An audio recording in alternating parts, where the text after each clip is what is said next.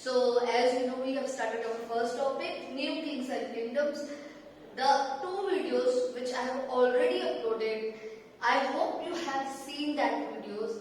If you have not seen, just to recall what we have learned up till now, we have learned that how the new kingdoms emerged.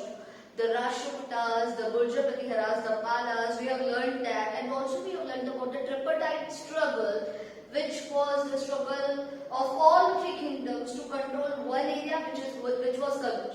In the previous video I have explained you all these things.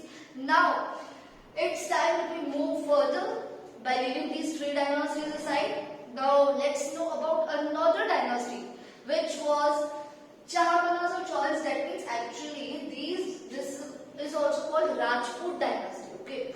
Now these rulers belong to Rajput dynasty. Chahamanas were also known as Chauhans. Later on their name became Chauhans. Now the founder of this Chahamanas or Chauhan dynasty was Gurkut.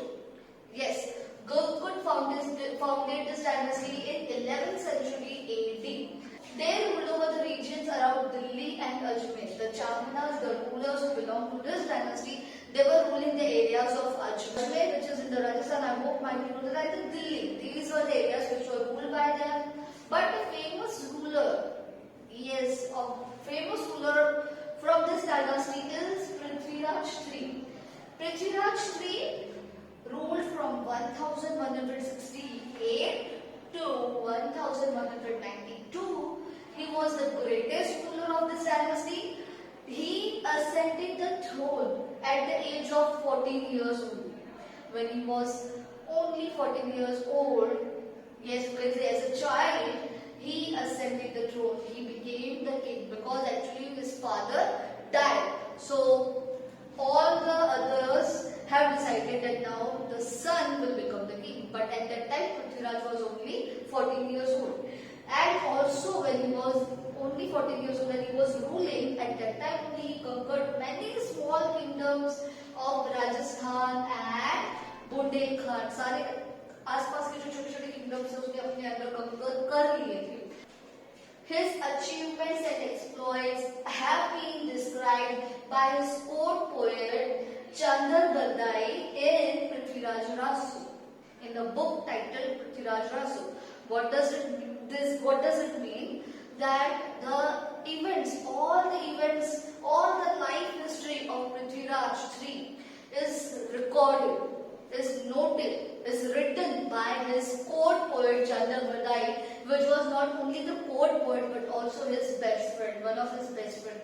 So he was noting all the events, important details of the life of Prithviraj III, and that book is known as Prithviraj Rasu. It is still there. We have learned many things of Prithviraj from that. Might be you have seen the TV, in that TV also serials are there, so might be you know the movies also. So this is all about Prithviraj, but yeah, yet the story is not over. What happened in 1191? He defeated an Afghan ruler, Sultan Muhammad Ghori. Very carefully you have to note this thing. In the year 1191, what happened? An Afghan ruler, the name of the ruler is Muhammad Ghori, Sultan Muhammad Ghori. He was trying to capture the Delhi territory of our area, India, but he was continuously having the fight with Prithviraj. But the first major battle took place between them in the year 1191. The name of that battle was Battle of Teren. Yes, the first major battle was Battle of Teren. And what happened? Prithviraj defeated Muhammad Ghori in that first battle. But in the second battle, what happened? Prithviraj got defeated. The second battle was in the year 1192. At this time, Prithviraj got defeated, and this defeat resulted in the foundation of Muslim rule in India.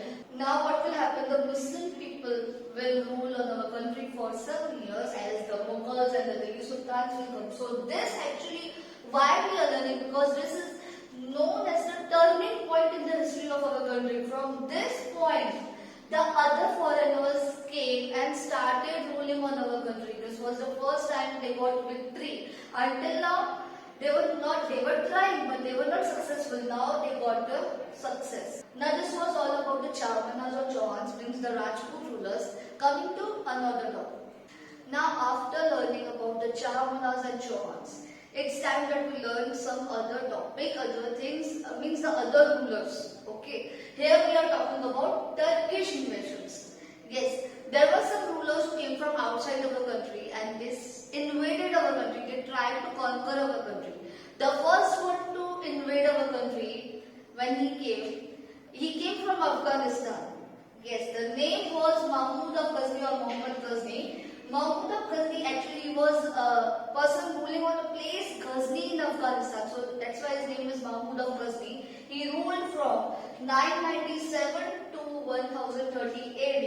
While he was ruling, he extended his control over the parts of Central Asia, Iran and the northwestern part of Subcontinent. Slowly he was getting control over many areas. Now, talking about India, first thing, why he wanted to conquer, why he wanted to invade, he wanted to plunder the areas, means he wanted wealth, he wanted to have money, he wanted to gain money, paise chahiye usko, because he wanted to build his large army, अपनी एक बड़ी सी army बनानी थी.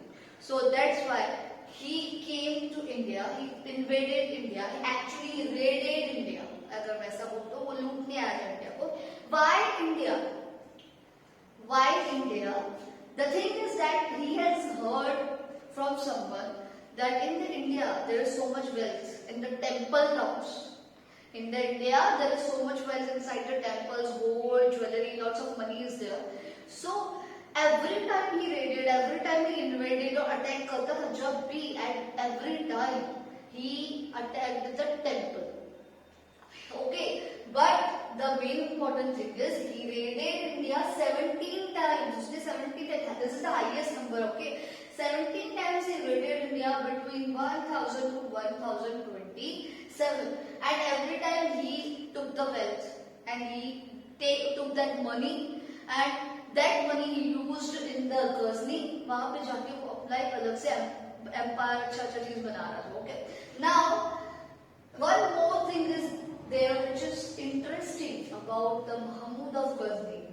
Actually, whenever he raided a temple, he destroyed the temple, he destroyed the idol, मतलब जो the statue of the god or goddess which is there inside the temple, he destroyed it all. वो हमेशा उसको religious feelings उसके अंदर बिल्कुल नहीं. Okay, he was not having a single religious sentiment कि मुझे किसी के टेम्पल को, किसी की रिलीजियस फीलिंग्स को हर्ट नहीं करना चाहिए.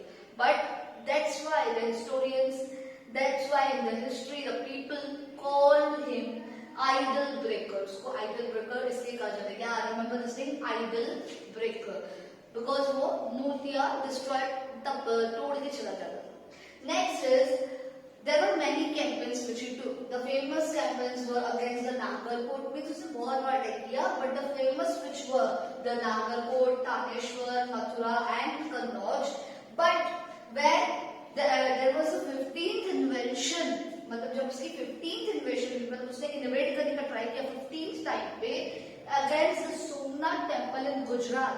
It is regarded as the most disastrous one in the history of our country.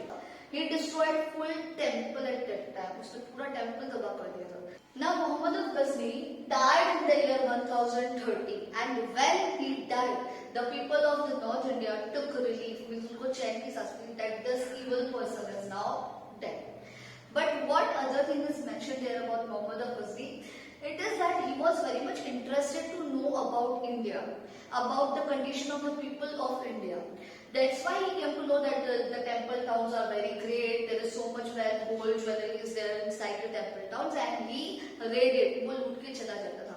But more and more curious he was. So in one campaign, when he was coming to India, he was accompanied by Al-Biruni, who is regarded as a great Persian scholar, writer, knowledgeable person, मतलब Persian language में जिसको लिखलाता था. The name is Al-Biruni. Remember this name.